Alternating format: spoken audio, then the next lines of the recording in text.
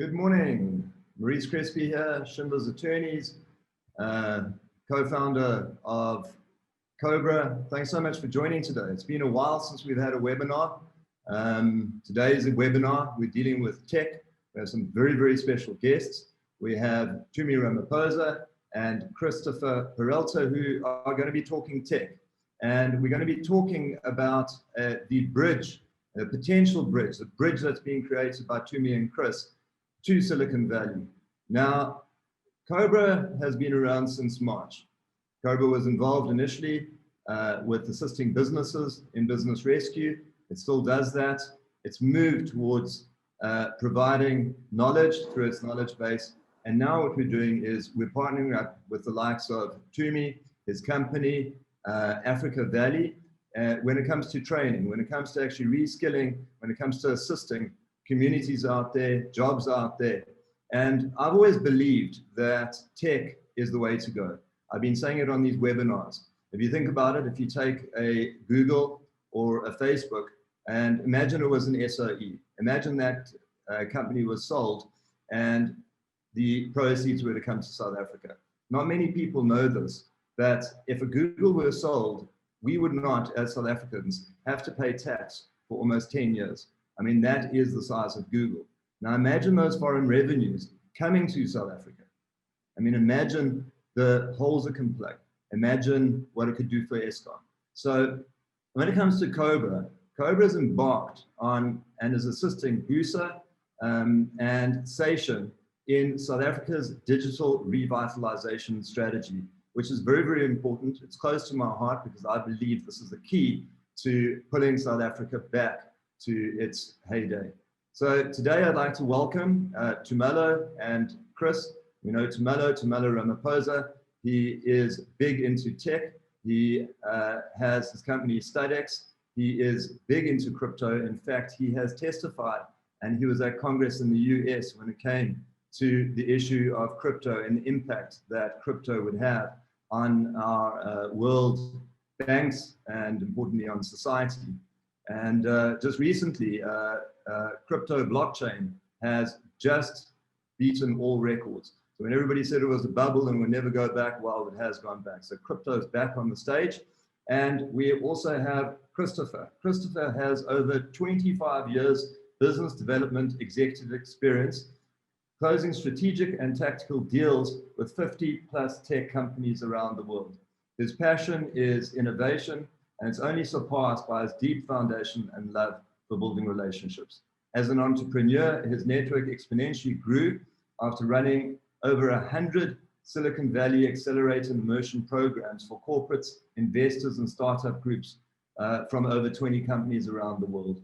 This evolved to become Silicon Valley's HQ platform, offering online mentorship to entrepreneurs all over the world, connecting to 150 plus mentors and experts in Silicon Valley.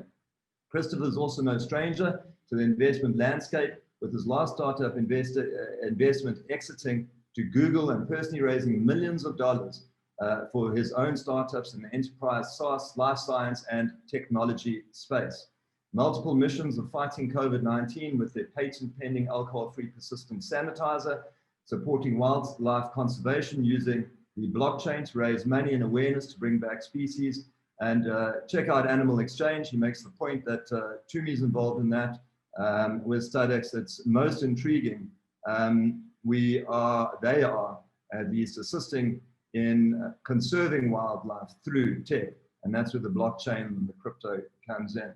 Christopher holds a degree in a Bachelor of Electrical Engineering, majoring in telecommunications and sub-major in computer systems from the University of Technology, Sydney, Australia.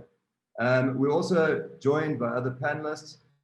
We're joined by Sesmani, who comes from the Tumelo and Chris team, Paul Michael Keichel from Schindler's, and Gary Barachovitz from Schindler's.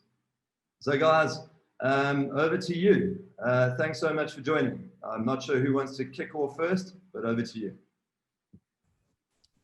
Good morning, everyone. Thank you very much for joining us in this webinar. Thank you very much for Maurice and the Schindler's team for putting it together. Chris and Siba, let's launch our rocket. So Chris and I started Africa Valley in 2016 when I got to San Francisco, and we actually met at Facebook when Chris was doing. He was a mentor for Google Launchpad. He was one of the first founding members of Google Launchpad, and so I was a coach for one of the startups. So back then it was actually Manila Valley. And now what Chris was doing is that he was mentoring startups from Philippines, which is home country, and bringing them to Silicon Valley, giving them exposure to investors, and giving them the mentorship and the training they needed to position themselves for funding. So it was a whole week program, and I engaged with one of the founders in the program of the 8 startups. And we're all at Facebook. So, this was, I think it was the first round at Facebook that time, Chris, if I'm not mistaken. And yeah, so we engaged, so I coached one of the founders, and, then I met with Chris and I told him what, I was doing and what Statics was about. And, since then we've been putting together Africa Valley, right? To try and package what, give exposure to South Africa or African startups, the same experiences that I've had in Silicon Valley, but also what everybody comes to, and to build a tech startup. So initially, Chris, before he became a co-founder of Statics, so he was actually helping me as a coach with Statics, and then later in 2017, then we incorporated when I graduated, and then we started Africa Valley, and then that's where we had our vision to bring back this into South Africa first as a launch pad for the rest of Africa. And so then we were going to do investor ready boot camps where you would have a 3-day boot camp where we're going to have our partner Ido, who's at Google. So Ido is actually also one of the Statics advisors. He's product manager at Google. So last year we were putting together Statics Smart Farm, which is a digital data agri platform for agriculture. And Ido's one of our, he's also the project lead at Google for that. So yeah, today Ido's raised over, he's raised money for over 100 companies from the likes of Tencent, Alibaba, Ashton Kutcher. So today, Chris is going to tell you more about Africa Valley and what it's about. So Chris, I'll hand over to you.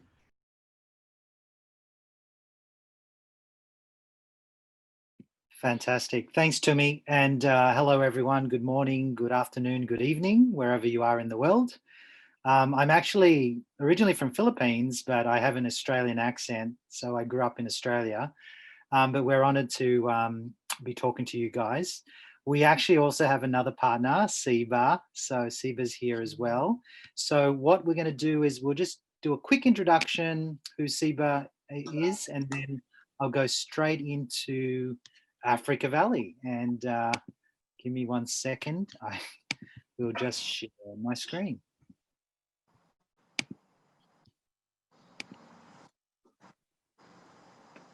Can you see this, Siba?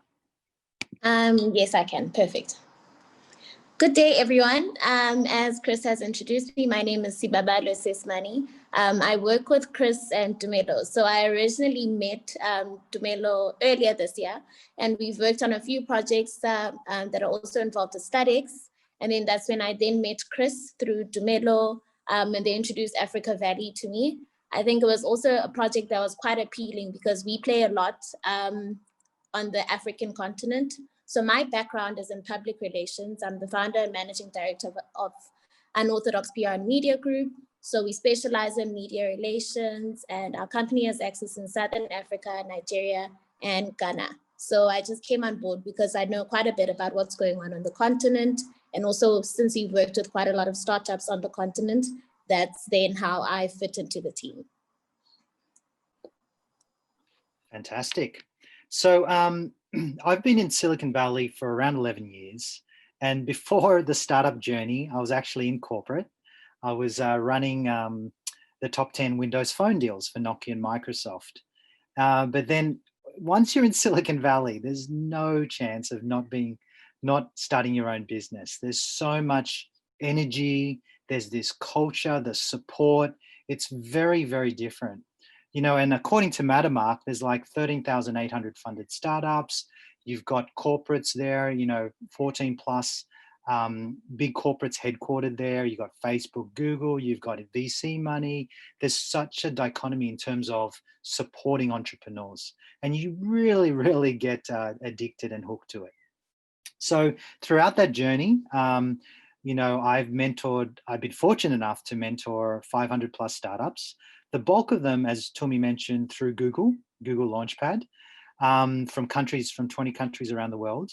I also created my own programs under my own brands, and I've supported startups from Korea, from Mexico, Brazil, all around the world. And fundamentally, what we found is that there's a few reasons why they go Silicon Valley. One, they're hungry for funding. That seems to be everyone's reason why they go to Silicon Valley. Everyone's raising money. And so what we see in some markets is there's a limited access to funding. You know, in Silicon Valley, there's a lot of angel investors. You go to events and, you know, you might be lucky to to shake a hand and close a deal at the event and raise some money for your startup. There's VCs, I think $48+ billion every year invested in startups. And there's a lot of capital to fuel your ideas. Secondly, a lot of startups go there to scale, right? They come to Silicon Valley, they believe once they, have established their business in their local market, they want to go international, and they go to Silicon Valley to achieve that global scale. And what we've also found is that they have said that there's a not a lack, but there's a limited local expertise. And this is against comparing it to Silicon Valley. You know, locally, you know, there's not as many people who have been there, done that, have raised money and exited their business. And you go to Silicon Valley, there's a lot of expertise. So what we're trying to do is to bring Silicon Valley to anyone around the world, particularly Africa. And our mission is simple: help entrepreneurs throughout your startup journey grow and accelerate your business by tapping into 150 plus Silicon Valley mentors who we've been working with in the last 11 years, connect to the latest tech trends and insights, connect to templates, tools, perks, companies, etc., etc.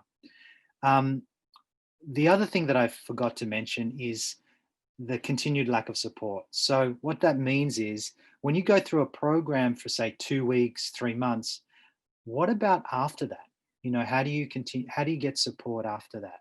And we want to provide entrepreneurs a continued engagement, insights, and support from our platform. So what we've created, I've put together, as I mentioned, 100 plus different programs, accelerator, immersion programs in Silicon Valley.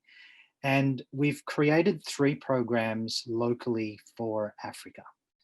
And the first one is what we call the Tumi Tech Talks.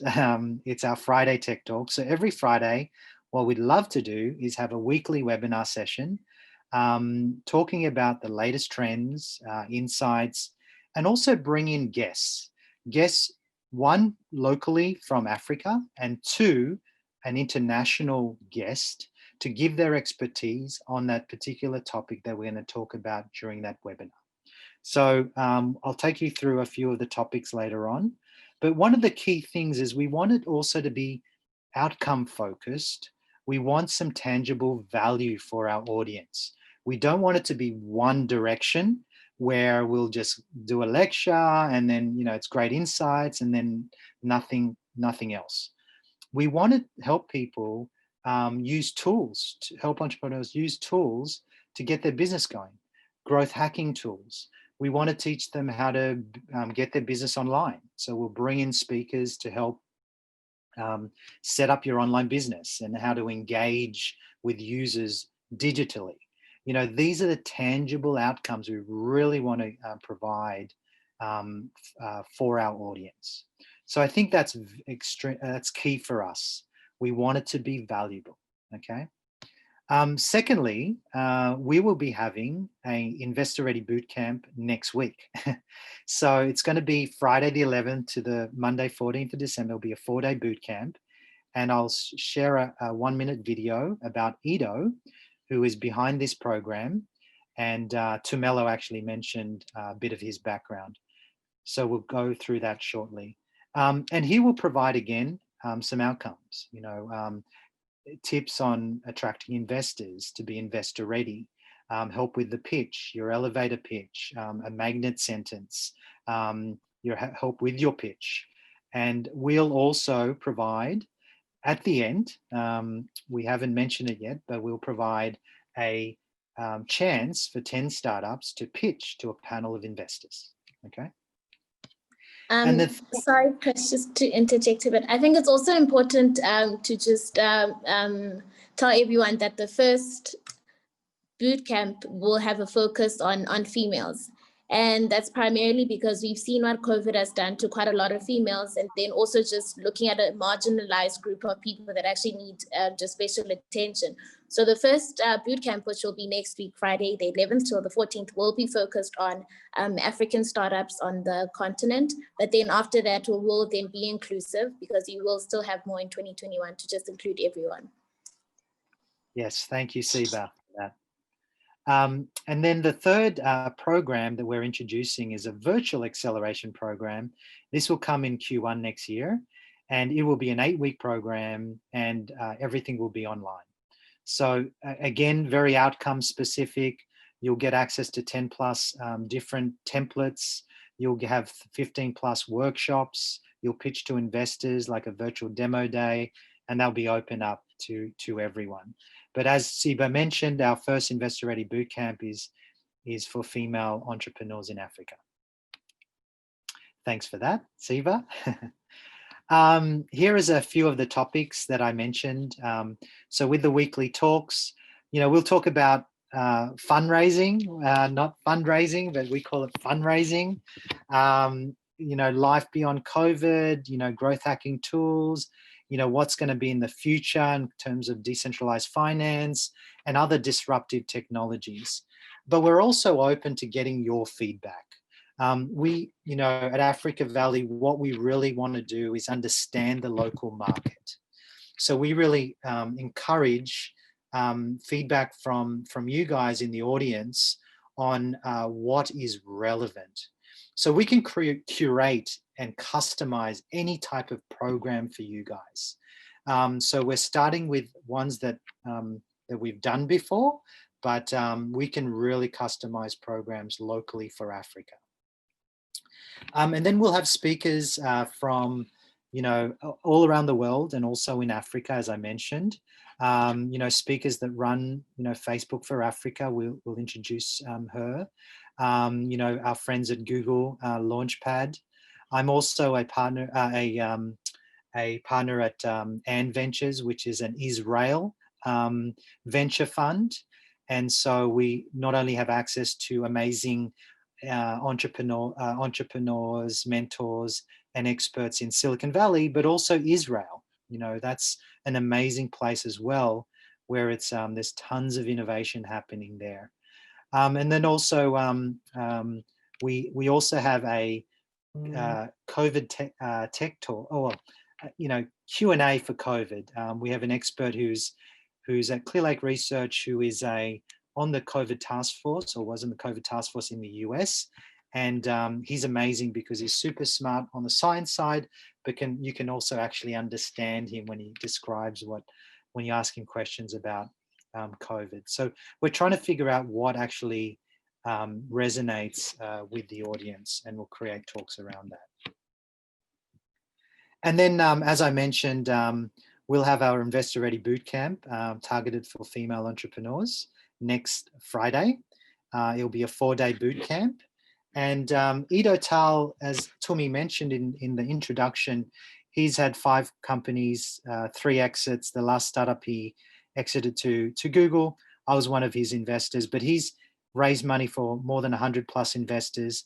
And now he really wants to give back and show, give back his, his learnings as an entrepreneur. I'll show a quick video if that's okay. It's only a minute, so let me just show this.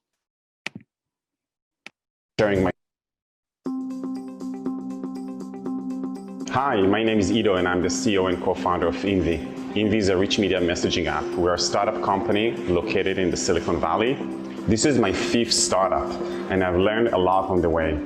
Once in a while, I give a talk to a group of startup founders and CEOs sharing my story. We all face similar challenges, finding an idea worth working on, finding a market fit, building a team, raising money, and bringing it to life. It feels great to see the impact on the entrepreneurs, the immediate change, the spark in the eyes, how a shift in mindset is created. I feel fortunate to have the opportunity to do it. Other CEOs helped me, and I'm paying it forward. Tip number 1 I want to talk about is being authentic. Whatever power you have, bring it out there and be playful. You don't work in the business, you work on the business. They invest in the people, they invest in you. What I've learned with Ido was a variety of things that I can start doing immediately, mostly about how to sell in a very simplistic manner and breaking down things such as your problem into a variety of different states so you can explain it to people who might react to it very differently. It's not only the tools that you are getting, it's also the energy. From a technology background, I always tend to speak a lot in terms of technology, which may not resonate with people.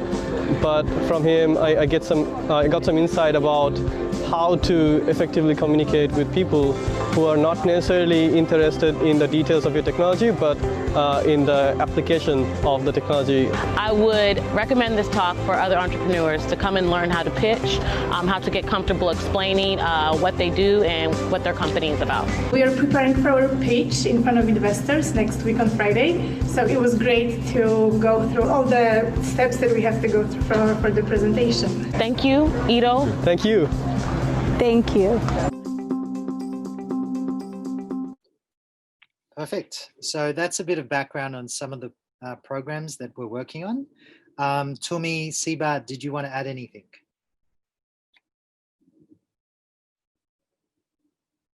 That I missed? No, Chris, you put everything there. No, it's good. Thanks, Chris. Do you have any questions from our guests? I don't see any questions from the guests, but I've got tons. I just want to understand. So you guys, when it comes to Ido, I mean, he's very much involved with you guys, and is effectively the bridge. I mean, he's going to take South African entrepreneurs and give them a boost. Is that right? Yes. So we got a question from Tsepang Lobeta. Which businesses do you assist? The ones in your line of work or are all types of businesses? So yes, we assist with all businesses that are startups that are looking for funding, looking for mentoring, looking for exposure, and that's exactly what the platform does. Is that it's a link, it's a bridge between what you're doing and Silicon Valley and the world. So. We invite everybody next week for our Investor Ready Boot Camp. Starts on Friday, and you can go to the link. I'll drop it in the chat, africavalley.com. Maurice, your question. Yeah, sorry. So what I was asking Chris, for next week, what is the engagement going to be with Ido? Yes, so Ido is a good friend, mentor, and also the founder behind Raise the Round. And so Africa Valley have partnered up with Ido. This is one of our programs to help our audience get investor ready, okay? We also have other programs where we'll have like a virtual Shark Tank. So that will be next year, so stay tuned for that, where we want to have regular engagements with African entrepreneurs, with investors. And they don't have to be in Silicon Valley, but anywhere around the world. To answer the previous question, we have a lot of connectivity to tech. to investors that invest in tech, to mentors that support tech companies. It is very tech oriented, but it doesn't limit us to support any entrepreneur. So for instance, I was on a TV show in the US a year and a half ago, and I gave my phone, my details, and I had a nurse call me saying that, you know, I was just interested and I really wanted to help. And she was saying, you know, I'm going to retire and I want to start my own business. And the same things apply when I talk to tech entrepreneurs, and this lady was the same principles. So as mentors, we just provide our own feedback and to see how we can help based on our own experience. So it's not limited just to tech, but our expertise and all our back-end support with entrepreneurs and investors are all on the tech side. Hopefully that answered that first question, and also yours, Maurice. I was chatting to Josh Lawler of Zuba Lawler Attorneys in LA. He's very, very tech orientated, and we're having a discussion about 2 weeks ago, and he said that so many people just come with a 3-page deck and expect money to be thrown their way. How far down the line does one have to be taken seriously? So Maurice, that's the culture in if I excuse me, if I could say California / Silicon Valley, more SF, San Francisco has a great affinity. Look, Maurice, you're not just going to walk out and find an investor, and it's not like you're going to close your eyes and walk down the road with your pitch deck and, you know, guys are just throwing money at you. No. You have to really be the right place, the right time. And so, for instance, places like platforms like Google Launchpad, you know, Google itself, Facebook, you know, and some of these accelerators that we've worked with, you know, that's where, you know, you get a chance to try yourself out. And, you know, that the whole idea of a pitch deck, you know, 3 to 5, you know, 10-page deck of, you know, your business model and your funding structure, what your ask is, your team, and let's say a very brief outline of your concept, and with a funding trajectory, that kind of starts a conversation with some investors. When you look at, let's say, 1,000 let's say startups, out of those 1,000 startups, 200 get funded. Out of those 200, 25 get listed. Out of those 25, only 3 are going to become unicorns, what you were mentioning earlier. So this platform is essentially, you know, a unicorn filter, right? We're trying to find the next Facebook. We're trying to find the next, you know, the next Google. You know, Peter Thiel's book, you know, one of the founders of PayPal with Elon Musk said that in his book 0 to 1, he says that, you know, to find the next Facebook, to find the next Amazon, to find the next Microsoft, we're going to have to do what we've done. We're going to have to do something very different. You know, we can't do what we've been doing. And right now, I don't think, I'm very biased, but I don't think the next unicorn is going to be from America. I think the next unicorn, the next 10 unicorns are going to be something very special from Africa, given the kind of growth trajectory. And I also believe some of those unicorns will also be female-led companies. And, you know, so there's a lot of great opportunities and a lot of incredible things happening. Well, I actually see that there's a female in the audience who's actually working on a unicorn for South Africa. That's Andrea Duffin. She's part of a team of women who have been at it for about a year. That's now become very much part of COBRA, Station, and the digital recovery strategy. So it'll be fantastic to introduce her to Ido hopefully next week. But you know, I've engaged with her on the project, and you mentioned funding structures, and this is something that, you know, you've got to disclose to the VC up front. But when it comes to development, how does one actually know? You know, Facebook, there was no funding structure. Google, there was no funding structure when they kicked off. And I've been speaking to some entrepreneurs who've done well with startups, and they say the last thing one should actually think of is the model. It's first about getting the finance model. It's more about getting the product out there. What do you say to that, Chris? Yeah, I think one, you really need to have a real business. At the end of the day, you know, gone are the days where, you know, you build an audience like Facebook. There was no monetization strategy, and you'd just have an audience, and then you'd get advertisers. That's how you'd raise money in the beginning, because you had millions of users or hundreds of millions of users, billion users, with no monetization. These days, investors seem to they focus on real businesses. I think that's one of the keys. But raising money, there's no secret or silver bullet or a specific thing or structure you need to do. Every investor is different, every startup's different, everyone's access is different, things like that. But what's important is to get your ducks in order. And that's what Edo will help support, and then also Africa Valley with our mentors and our experience. The other thing is, and I'll give you an example. We were raising money, our Series A, with a group here for one of my companies that I'm a founder of as well. And we went through a VC, and they said, we have to go do all these different things. And they said it'll only take a day. It took 3 weeks, right, to put it all together. While other companies that I've had in the past, based on relationships, I built a relationship with an investor. A year later, he put in 1.5 million into my company, without really blinking an eyelid, because he was building a relationship. There are different stories for different people and startups. What's good though is that there is money out there. So what we want to do is we want to get entrepreneurs ready for fundraising, right? And I think that's very, very important. A lot of startups go to Silicon Valley expecting, just like you said, Maurice, that I have this amazing deck, I've got this and that, got a good team. They go to Silicon Valley, there's tons of money there, and they'll raise money in 1 week, 3 months. And I've seen it a lot of times. After 3 months, there are a lot of people that don't raise any money. It might take a long time. For other people, it might just be over a beer. It's just like that. At the end of the day, long story short, it really depends on your business. Something unique and differentiating, is it making money? Is there a lot of growth? There's traction, things like that. It has to be a real business.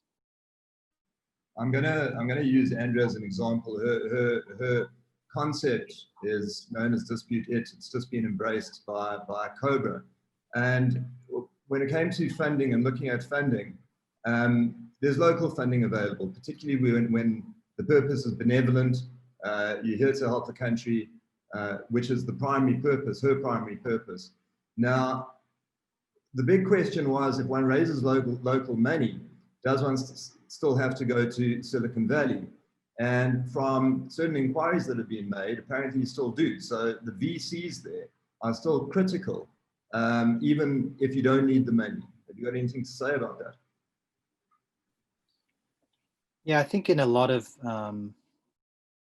like in Asia, Africa, what I see is that it might be harder to get Series A and beyond. There are angel investors looking at local startups, addressing local problems, which is fantastic. But again, it all depends. Like, sometimes you're not ready. Sometimes you could be lucky to be at the right place at the right time. Finding the right investor that's investing in your industry and looking for exactly what you've built. It's as easy as that for some people. But a lot of people just go to Silicon Valley with the hope that they'll raise money. It's not that easy. But the great thing here is that what we want to do is sort of bring this expertise, bring some insights, bring investors to you. So, we're in a COVID has changed the dynamic. No longer are we out and about going to events, flying to Silicon Valley. It's no longer the case. And so what we've done is we're a virtual bridge, first of all, to Silicon Valley, because we have the connectivity there, but we also have the connectivity to Israel and other countries around the world. So I think, hopefully that answers your question, but we're bringing a lot of that expertise we're hoping to bring it to Africa. virtual. I'm sorry I'm mentioning Andrea so much, but I think Andrea is going to actually be the test case for you guys, and we'll see what comes of it. But at the moment, Andrea's put together 70 wireframes, 6 iterations of the concept, and a 270-page concept document. Is that an overkill? I reviewed, I was in Philippines 7 years ago. One of the richest families there, they asked me to look at a investment. They started their own fund. I think it was they started a $10-20 million fund. This was 7 years ago. They wanted to dabble in tech, and they said, "Chris, can you help me review this startup?" This startup had this binding that was this thick. They spent $200,000, like literally hundreds of thousands of dollars, from PwC or someone to put it together. And I was flipping through and I couldn't find anything that was investable from my point of view, right? This is my point of view. All I wanted to see is show me the product, how you're going to onboard users, where are you today, what have you built, what's the traction, tangible stuff, right? And so I said, look, there's nothing here I can read. Can we just meet the startup? So, but that's me. Like, you know, I think I really want to see the product. I want to talk to the team, and a lot of investors are like that. But then you also have other VCs that, you know, for Andrea's case, they want to see that. They want to see that the 70 wireframes and the iterations. They want to see the real users giving feedback and the iterations being incorporated. They want to see, you know, all these industry insights and projections, and that's what they want to see. So again, it really depends on the investor, and if you find the right one, that, you know, I think the key is to really find the right investor that's in your vertical, in your industry, and then find out what they want, right? And then that's what you should be providing. Tumi, Siba, did you want to add anything there? Just coming back to let's say, to add on to your point, I mean, Chris, let's say, I mean, right now, I mean, you know, let's say what is in trend and what are investors looking for right now, right? Investors are looking for, you know, things called software as a service, SaaS, PaaS, platform as a service as well. And essentially what that means is that, you know, charging a monthly fee for acquiring, attributing a service from service provider. If I could give you an example, I mean, with ours, you know, on Smart Farm, with us, it's a, you know, data agri platform where we get farmers to sign up monthly, from chicken farmers to cattle farmers. So, and let's say our experience, I mean, in the past 5 years has been, you know, SaaS. Chris, you know, raised $1.4 million for Mowbray, which is one of our data science platforms, you know, that is, you know, a team that we work with from Silicon Valley, and which, you know, now I hold the license, Sadex holds the license now for Africa. And we've learned how to, you know, build software as a service, you know, in the time we've been in San Francisco, from building crypto exchanges, you know, with our partners at AWS, who went and built their own, you know, optimized cloud platform, which is also software as a service. So let's say Africa Valley itself as well is also software as a service. That's what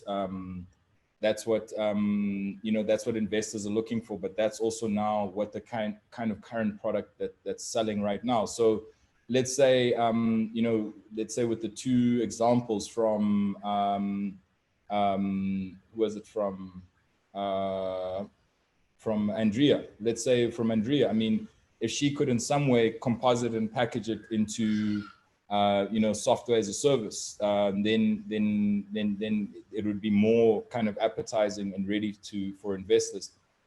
You go look at Hepsi's, Hepsi Mukongo said, I have built a platform with one corporate onboard validating existing modules. I still have 2 more modules to incorporate, but because I'm bootstrapping, I now need to explore bringing investors what would be of interest to investors. So coming back again, if you could in some way, package it in a way that it's a software as a service, because right now that is the trend. Investors looking to scale, software as a service businesses have, kind of already projected forecasted revenues in them because of the members they have. So, that's what investors like to see. Investors like to see an on-ramp. They like to see traction.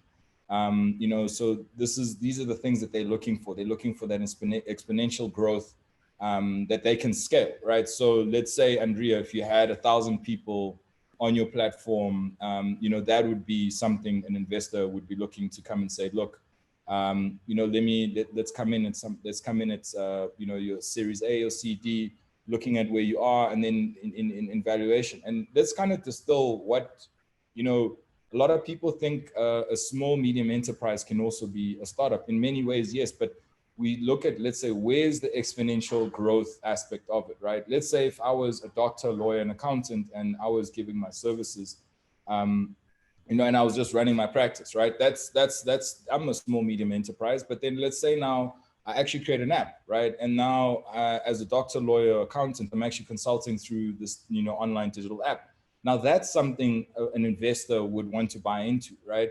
So let's say I'm using some form of artificial intelligence, some machine learning, and that's, let's say, how the quality of the consultations evolve, right? So let's say, for instance, some of the medical applications that we've been developing, where you'd walk into a booth and use a machine learning analysis where it's seen over 1 million different patients. But now, even before you open your mouth, we can already tell this guy's a flu, this guy, he's got liver problems, got heart problems, because of the data that we've accumulated. So let's say a platform like that has a potential for exponential growth. I mean, if let's say I'm looking at legal papers and people are giving me, papers to look at and to analyze and assess, I mean, using machine learning and artificial intelligence now, because the AI brain has seen, it's done over 10,000 consultations. So I can already see that, look, this is a breach of contract. This is a delict, this is, these certain, different legal aspects. But if I was to package it into an app that has that exponential growth, right? So let's say in an 8-hour day, I can only see maybe 10, 15 people as a consulting doctor. But now with my app, I can see 1,000 people, because now it's got that exponential.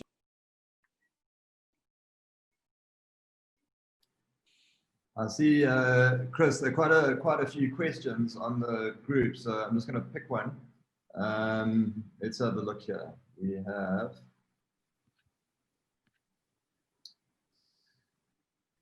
I want to find out if you'd be able to be part of an ongoing community and network once we join and raise the round. Pretty excited for next week. Yes, please sign up. The link is in the bio. Sorry, we'll put up the link in the chat. And there's a question Chris spoke about, identifying investor within one's lines of work. Is there anyone in tourism industry? I need assistance in digitizing tourism and ensure that we are in line with 4th industrial revolution. So yes, yes, look, some of our investors, it depends how good and what you have, how well you pitch, what's the growth trajectory, what's the traction, and, right, as I said, software as a service. So if you had an app that, kind of forecast, like does timeshare, whatever, and people can see all these different interesting places on the application, and they can go and book or whatever, or have a discount or be part of a membership, things like that will scale, right? So, I mean, not to say anything and everything works, but, anything kind of well polished will work. I mean, I've seen things as simple as, when I was in NSF, I mean, you see things like, what do you call this? A home mover business. I mean, look at lugs, because this, I mean, you also need to look at what is the demand what is the demand of what your service is, right? Yes, maybe now with everybody, getting into traveling again around this festive season, this is something appetizing. But now if you were to have a trajectory of promoting like safe travel, with kind of all the COVID regulations and practices in place, then you could kind of, yes, scale and grow as a, let's say, a safe cognizant of COVID, conditions, travel booking platform that could rival the likes of Airbnb and Uber and all those. So anything's possible if you work hard enough on it. So Tumi, I think you should. Sorry, Maurice. Tumi, you should have mentioned about StudX and Virtual Zoo. So, for tourism as well, like, what you're innovating with in the future, right? So, there's a lot of opportunity digitizing anything, tourism. We have mentors on the platform that could also support. So this is something that we can look at as well. And this is great feedback for our content, for our themes, for our different webinars. You mentioned, Maurice, about ongoing community, a question there. I think Siba is our expert. Siba, so I guess with, what we're trying to really build is a community, an online community for Africa. And so to connect virtually, as we mentioned, to Silicon Valley and beyond. So do you want to, give some feedback? So I think just the most important thing, I'm just noting that in the chats, everyone is asking about what are investors interested in. But I think what Africa Valley is seeking to do is to make sure that your product or your idea or your company is packaged well enough. So the nice thing is that you don't just have Ido who's just telling you what to do, but you're also questioning within your business what works and what doesn't work. So that by the time you're in front of an investor, you stand a better chance of possibly getting an investor, or it might actually make you realize that you need to go back to the drawing board. So it's just, I think the most important thing is that, are you investor ready and how do you build that? I mean, I've had my company for 6 years and I can tell you now, trying to be investor ready after having your company for 6 years or 10 years or 15 years is a bit tough, because those are the things that we don't think of right at the beginning. But the focus on startups and the focus on the different industries is to make sure that you don't have to run your company and then come back now to make sure it's investor ready by the time that you need investors. So that's the most important thing. But in terms of community, we've got quite a lot of exciting things coming up on our social media pages. Please follow. We are on Instagram, Twitter, and Facebook.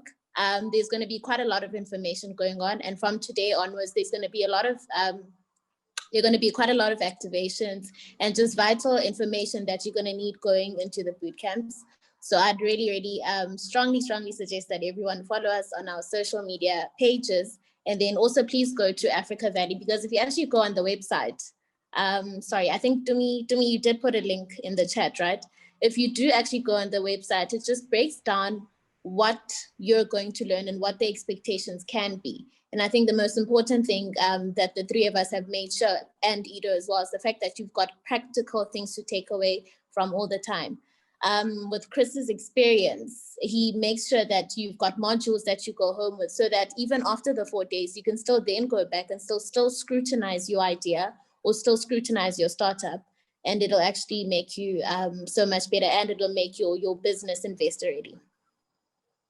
And we're happy to also, so we want to listen to the community. So we'd love to get your feedback in terms of what you're interested in. One, we can consider that in terms of the themes for our webinars for the Tumi Tech Talks.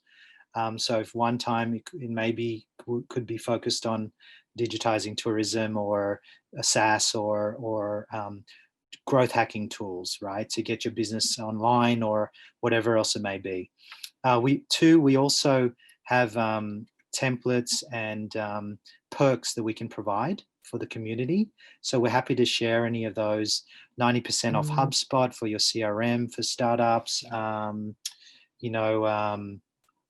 different tools to help startups. Third is social media, as Siba mentioned, just to have that continual dialogue. But again, we really want to get feedback from you guys. What is important? Everyone's fundraising, and it's not as I mentioned earlier, a simple answer, because it's different for everyone, and you're in different stages.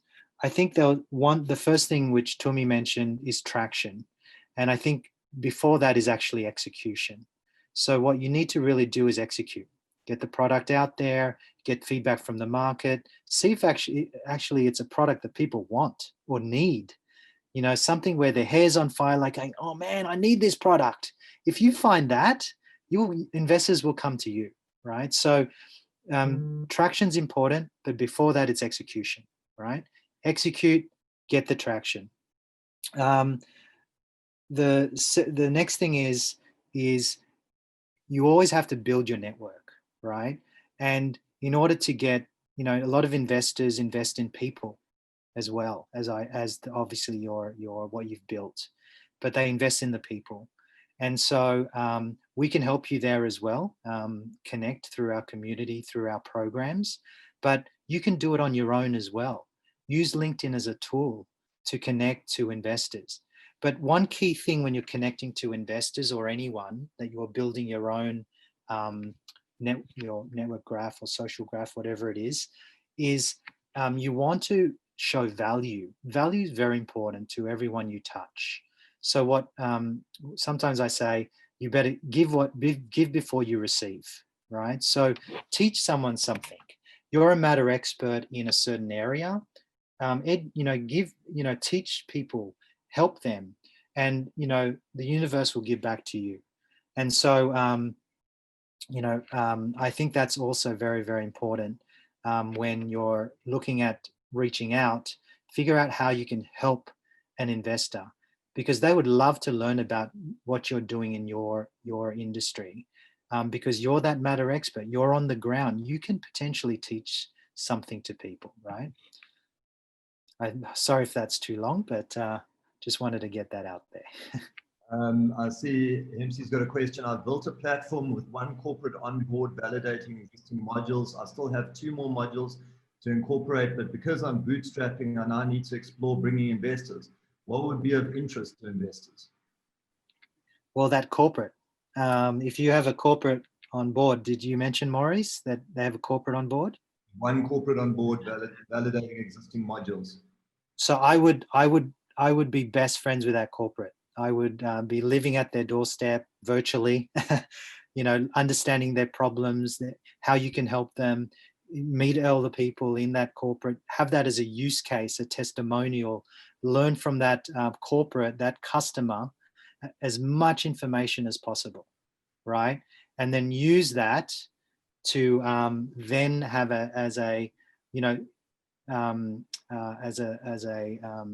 to investors to say, look, this is one corporate that's very satisfied. We've solved their problem, and then here's other corporates that we're going to be reaching out to.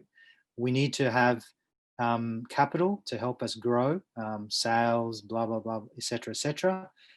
Use that as a vehicle, so you have something in front of you, which can really help you, and it'll help you understand the market as well, get some traction, which is what investors are looking for.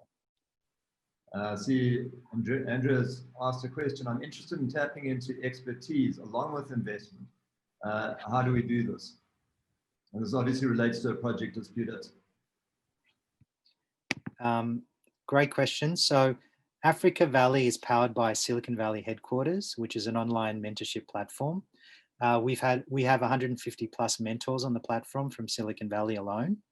And so you can get more information, and we're bringing that to Africa Valley as well. So I think we're happy to touch base offline if you have any questions, and if you need further support. You can actually message us or email us or go through the contact page on africa-valley.com. I have a question. We've been talking about investors. How big a slice of the pie do they take? We can send. I can send an infographic, which is pretty cool. It takes people through from starting a business to raising seed, pre-Series A, Series A, B, C, D. So I'm happy to send that to people if you're interested. My email is chris@africa-valley.com. So happy to send that off to anyone. It really depends. Like, I think in Silicon Valley, sometimes it's lucky because you can just say, look, my company's worth 5 million, but a lot of people have to justify that. You really have to prove what your valuation is to an investor before you have any revenues to go by. So it's a tricky question. But typically, at a very early stage, if you haven't built anything, you have an idea, you might be able to raise money on $1 million valuation. So if you're raising 200,000, it's 20%. It's pretty steep, but it's the way it is. Other times, if you've built something or you've got an MVP or if you've got connectivity in the market, you filed a patent, you can justify more valuation in the company. You might be able to get away with $2, $3, $5 million. But this is based on my experience in Silicon Valley. So it really depends. But typically when you raise money, it's 20, 30% of the company during each round. I see we're almost out of time. Before we conclude, I just want to make an observation that I've been thinking about throughout well, since my introduction and since I mentioned it, and that is the importance of this.